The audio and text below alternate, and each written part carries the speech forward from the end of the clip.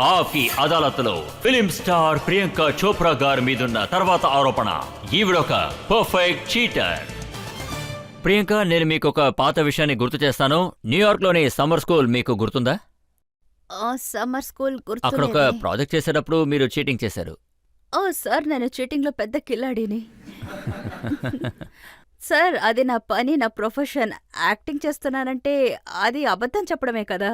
నేను క్యారెక్టర్గా మారుతున్నాను, వాళ్ళిచ్చే డైలాగ్స్ని మాట్లాడుతున్నాను, కళ్ళని నమ్ముతున్నాను, అదేగా నా పని. యాక్టింగ్ మొదలుపెట్టి నుంచి ఈ పని మొదలు పెట్టారా, లేదా అంతకు ముందు నుంచే ఈ ముందు చీటింగ్ నుంచే, చేసేవారా? చాలా ముందు నుంచే. నేను చాలా పెద్ద లయర్.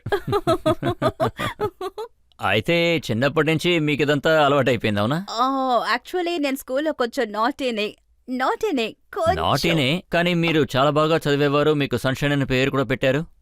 నేను చదవడం వల్ల కాదు, ఎప్పుడు నవ్వుతూనే ఉంటాను, చాలా బ్రైట్ గా ఉంటాను, అందుకే ఫ్రెండ్స్ సన్షైన్ అని పేరు పెట్టారు. నేను చదవడం కూడా బాగానే చదువుతాను. నిజమే.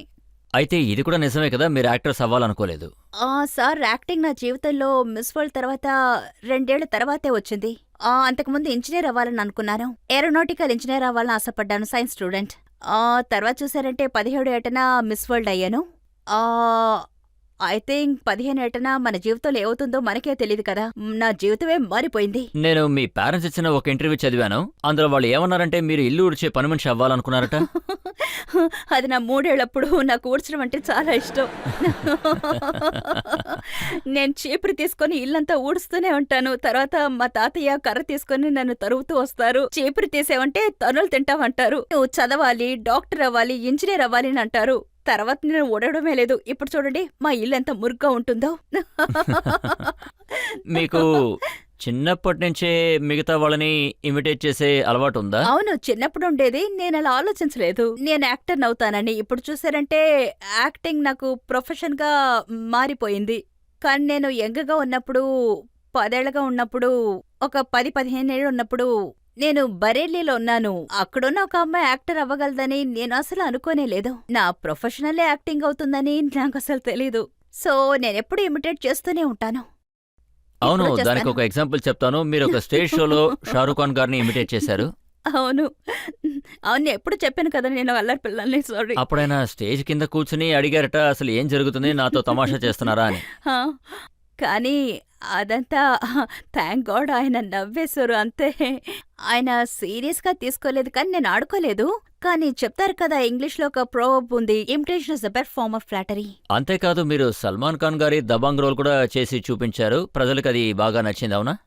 ఐ థింక్ ఆ అవార్డ్ ఫంక్షన్ నేను చాలా గ్రేట్ఫుల్. యాక్చువల్గా ఒకే విషయం చేసి మాకు కలిసిపోతుంది. మేము అన్ని అవార్డ్ ఫంక్షన్స్కి వెళ్తూ ఉంటాం, ఒక పాటకి డాన్స్ ఆడతాం. అందుకని నాకు డిఫరెంట్గా ఏదో ఒకటి చెయ్యాలని ఆశ.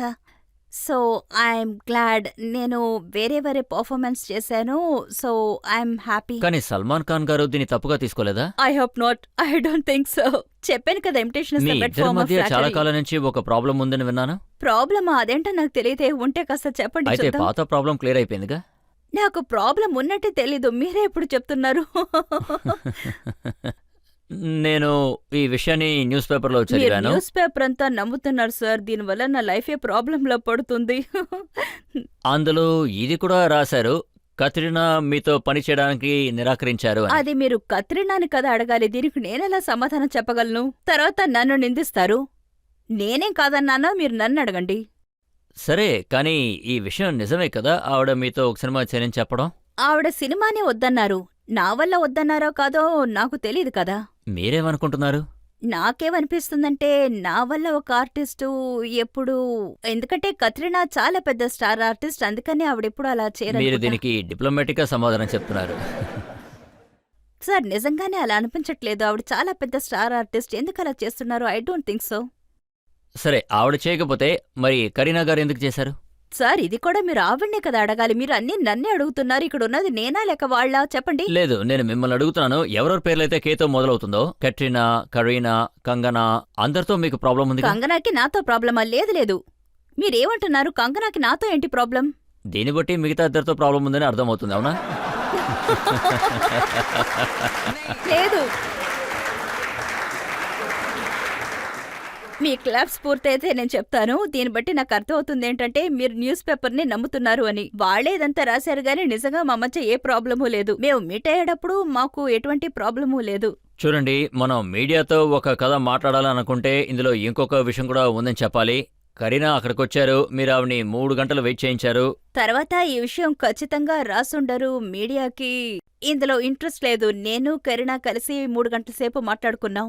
ఆవిడ షో టైమింగ్ ఎర్లీగా ఇచ్చేశారు. తర్వాత నేనే వెళ్లి కరీనాతో చెప్పాను, లేదు బేబ్ నువ్వు ఇంటికి వెళ్ళిపో, నా ప్రొడక్షన్ లో లేట్ అవుతుంది అని. ఆవిడ ఇంటికి వెళ్ళిపోయి తర్వాత వచ్చారు. ఈ విషయాన్ని ఎవరు చెప్పరు. మా మధ్య అది గొడవ సరే గానీ, వచ్చిందని మాత్రం రాస్తారు. సరే ఇవాళ చెప్పండి, ఆ అరగంట మీరు అసలు ఏం మాట్లాడారు సినిమాకి చెప్పండి. సంబంధించి చాలా మాట్లాడాం.